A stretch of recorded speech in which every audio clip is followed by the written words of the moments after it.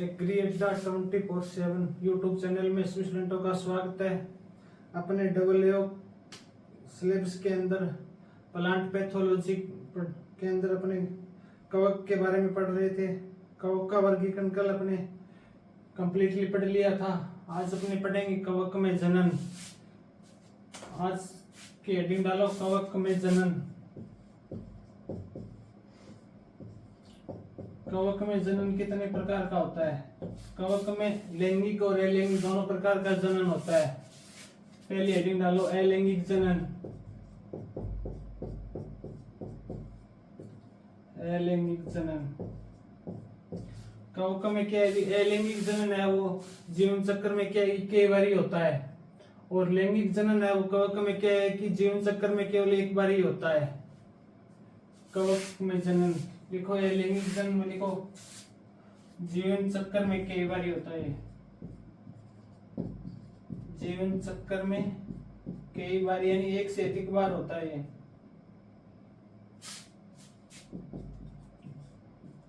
कवक में अलैंगिक जनन और लैंगिक जनन दोनों प्रकार का होता है।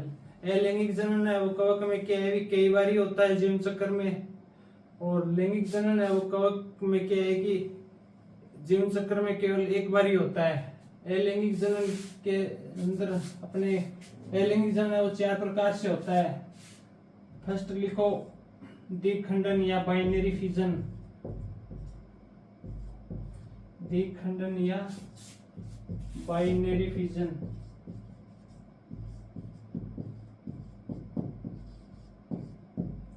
द्विखंडन या बाइनरी फिजन।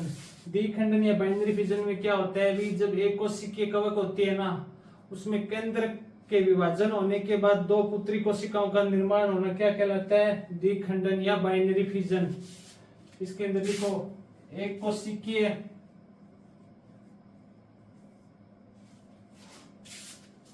लिखो जब एक कोशिकीय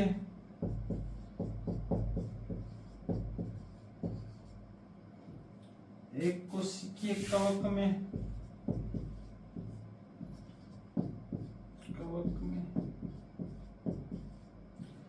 केंद्र के विभाजन के बाद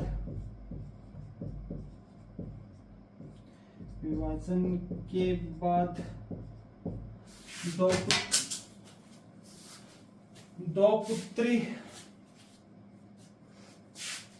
के बाद 2 पुत्री कोशिका में विभाजित होता है।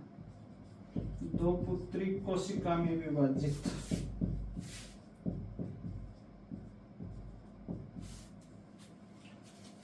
दो पुत्री कोशिका में विभाजित होना क्या कहलाता है?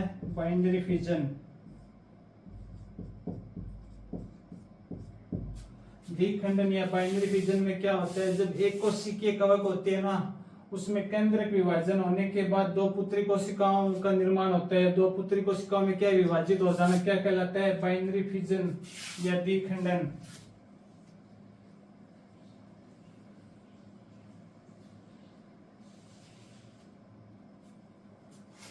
दूसरा है मुकुलन या बडिंग।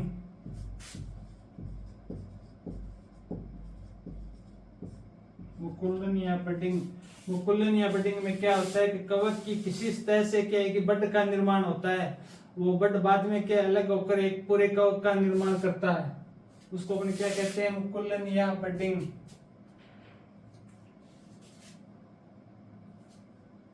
इसके अंदर देखो किसी कवक की सतह से किसी कवक की सतह से बड का निर्माण होता है। बड का निर्माण होना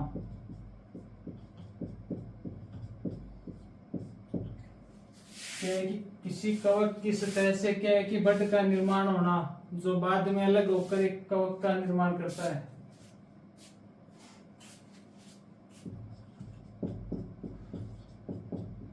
जो बाद में अलग होकर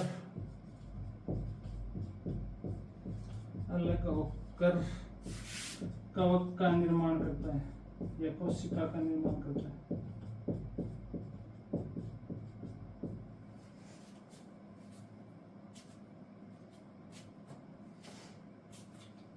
कवक में जनन, कवक में क्या है कि जनन दो प्रकार से होता है, अलैंगिक जनन और लैंगिक जनन। अलैंगिक जनन है कवक में क्या है कि जीवन चक्र में कई बार होता है, और लैंगिक जनन है वो कवक के जीवन चक्र में केवल एक बार होता है। अलैंगिक जनन है वो चार प्रकार से होता है, द्विखंडन या बाइनरी फिजन, मुकुलन या बडिंग, खंडीकरण या फर्मेंटेशन, या बीजाणु निर्माण यानी स्पोर फॉर्मेशन। द्विखंडन या बाइनरी फिजन में क्या होता है, भी एक कोशिकीय कवक क्या है कि कवक, एक कोशिकीय कवक में केंद्र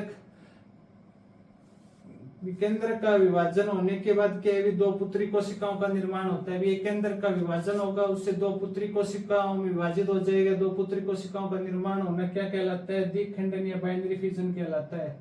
मुकुलन या बडिंग में क्या होगा, कवक की किसी सतह से क्या एक बड का निर्माण होगा, जो बाद में अलग होकर के एक पूरे कवक का निर्माण कर देगा। और तीसरा है खंडीकरण या फ्रेगमेंटेशन। ये नोट कर लिया क्या? खंडीकरण में क्या होगा, भी कवक का क्या है कि खंडों में विभाजित हो जाता है, और बाद में प्रत्येक खंड क्या है कि एक कवक का निर्माण करता है। इसे खंडीकरण या फ्रेगमेंटेशन कहते हैं।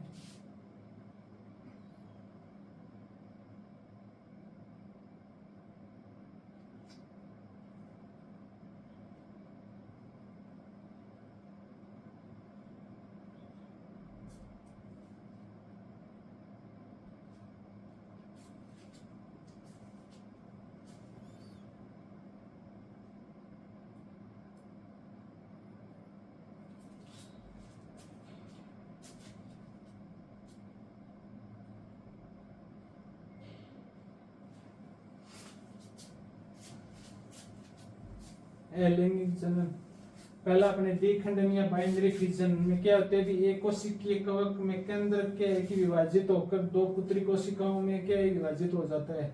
इसे बाइनरी फिजन या द्विखंडन कहते हैं। तीसरा है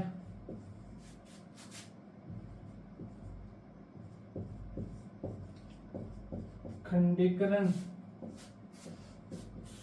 या फ्रेगमेंटेशन।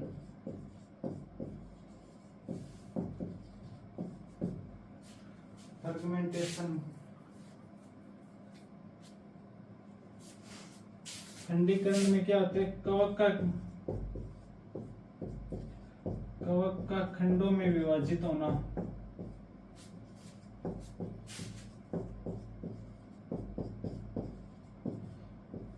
कवक का खंडों में विभाजित होना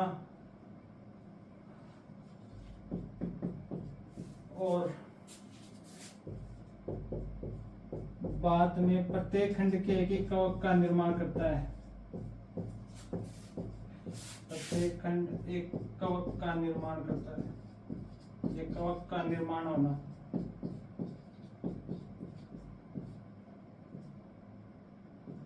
कवक का निर्माण होना क्या कहलाता है, खंडीकरण या फ्रेगमेंटेशन।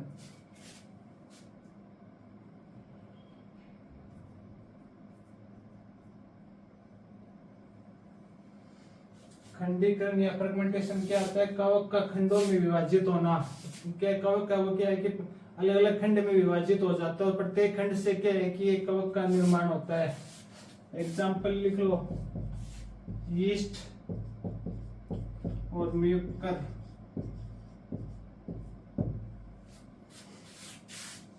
चौथा और लास्ट है बीजाणु।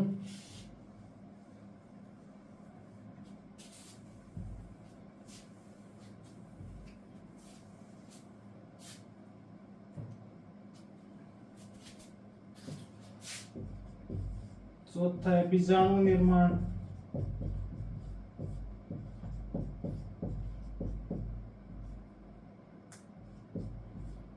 या स्पोर फॉर्मेशन।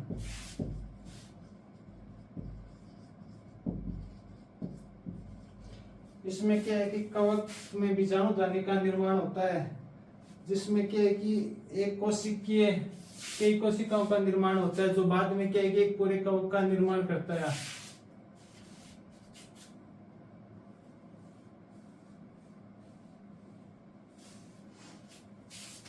कवक में क्या है कि बीजाणुधनी का निर्माण होता है।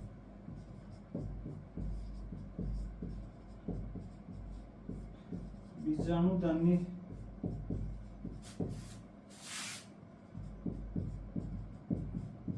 बीजाणुधनी का निर्माण होता है,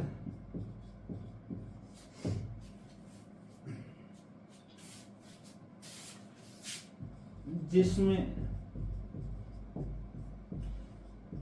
कई एक कोशिकीय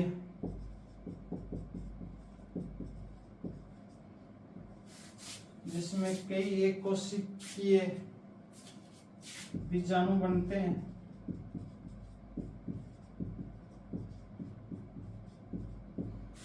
जिसमें क्या है कि कई एक कोशिकीय बीजाणु बनते हैं, जो बाद में क्या है कि कवक का निर्माण करते हैं।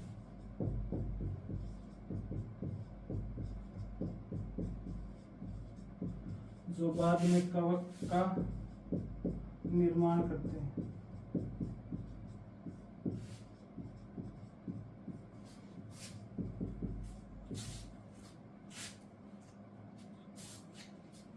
एग्जाम्पल लिख लो, राइजोपस।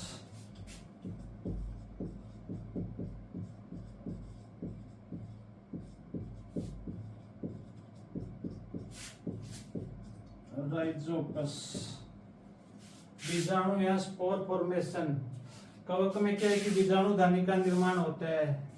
बीजाणुधनी में क्या है कि प्रत्येक कई कोशिकीय बीजाणुओं का निर्माण होता है, जिसमें जो बीजाणुधनी का निर्माण होता है, बीजाणुधनी बनती है कवक, उसमें जो बीजाणुधनी बनती है उसमें क्या है कि कई एक कोशिकीय बीजाणु का निर्माण होता है, जो बाद में बीजाणु है वो क्या है कि एक पूरी कवक का क्या है निर्माण करते हैं, एक नई कवक का निर्माण करते हैं। नोट कर लो।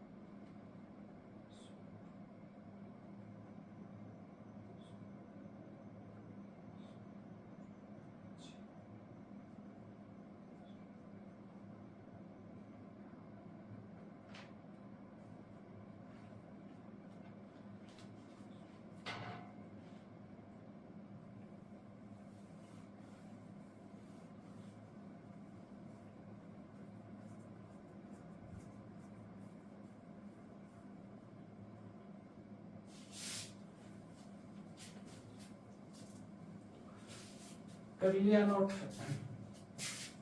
कवक में अपने पहला पढ़ा है अलैंगिक जनन। अलैंगिक जनन क्या है कि कवक के जीवन चक्र में क्या है कई प्रकार का होता है। अलैंगिक जनन में अपने 4 प्रकार पढ़ा है। पहला पढ़ा था अपने द्विखंडन या बाइनरी फिजन। बाइनरी फिजन में क्या होता है कि एक कोशिकीय कवक में क्या है कि केंद्र के विभाजन होने के बाद में क्या है कि 2 पुत्री कोशिकाओं का क्या है निर्माण होता है। दूसरा पढ़ा था अपने बडिंग या मुकुलन। बडिंग में क्या होता है कि कवक की किसी सतह से क्या है कि बड का निर्माण होता है, जो बड बाद में क्या है कि एक कवक का निर्माण करता है। तीसरा पढ़ा था अपने खंडीकरण या फ्रेगमेंटेशन। खंडीकरण में क्या है कवक क्या है कि खंडों में विभाजित हो जाती है और प्रत्येक खंड क्या है कि एक नए कवक का निर्माण करता है। चौथा पढ़ा था अपने बीजाणु निर्माण या स्पोर फॉर्मेशन। इसमें क्या है कि कवक में क्या है कि बीजाणु धनी का निर्माण होता है। जो बीजाणु धनी का निर्माण होता है उसमें क्या है कि एक कोशिकीय बीजाणु बनते हैं, जो बीजाणु बाद में क्या है कि एक नई कवक का निर्माण करते हैं। Example Rhizopus. अब लिखो अलैंगिक कवक में अलैंगिक फ्रूटिंग बॉडी। कवक में अलैंगिक फ्रूटिंग बॉडी, अलैंगिक फ्रूटिंग बॉडी।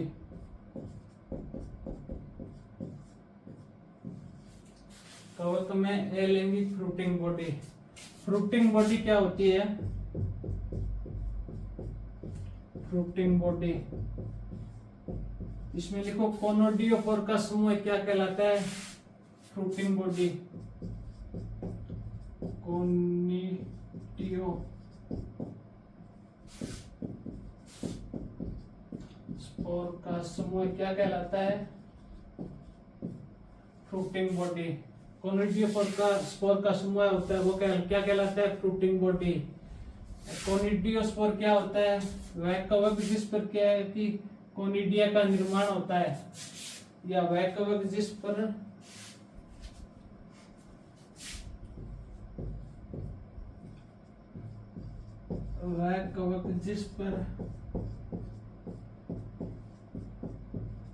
कोनिडिया का निर्माण होता है।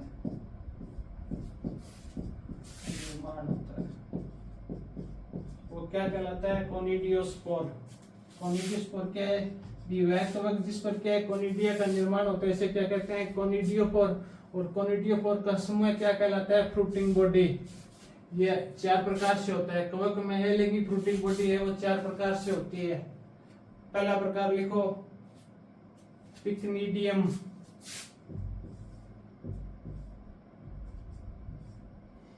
पिक्निडियम कवक में अलैंगिक फ्रूटिंग बॉडी है वो 4 प्रकार से होती है। पहली है पिक्निडियम।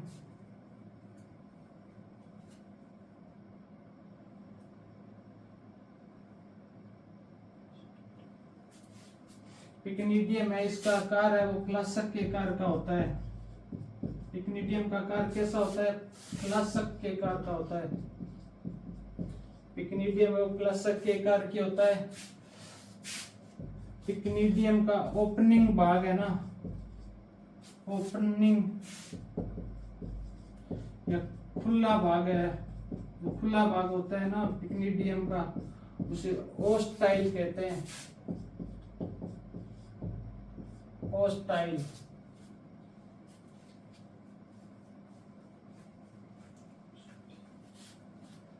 ओस्टियोल, ओस्टाइल नहीं, ओस्टियोल कहते हैं। ओस्टियोल। कवक में अलैंगिक फ्रूटिंग बॉडी 4 प्रकार से होती है। पहला प्रकार है पिक्निडियम। पिक्निडियम का आकार कैसा होता है? फ्लास्क के आकार का होता है। पिक्निडियम का जो ओपनिंग भाग होता है उसको ओस्टियोल कहते हैं।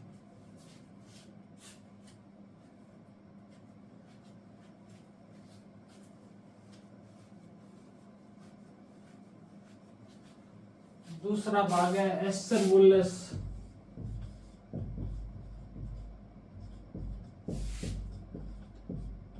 एस्टरवुलस। एस्टरवुलस का आकार तस्तरी के समान होता है। एस्टरवुलस का आकार कैसा होता है? तस्तरीनुमा। एस्टरवुलस।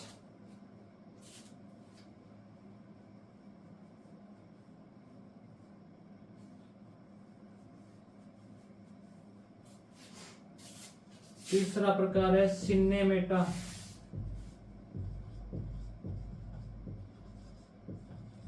सिनेमेटा। सिनेमेटा का आकार है वो रस्सी के समान होता है।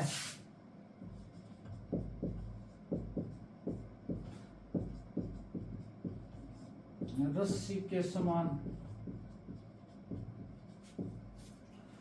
चौथा प्रकार है वो स्पोरोडियम, स्पोरोडोचियम।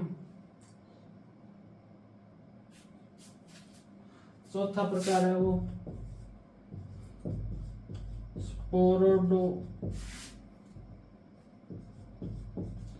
स्पोरोडोचियम। इसका आकार है वो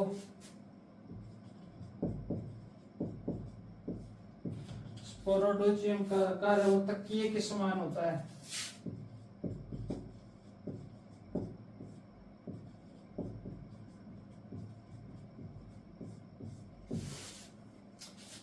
कवक में एलैंगिक फ्रूटिंग बॉडी। फ्रूटिंग बॉडी किसे कहते हैं? जो कोनोडियोफोर का समूह होता है उसे फ्रूटिंग बॉडी कहते हैं। कोनोडियोफोर क्या होता है?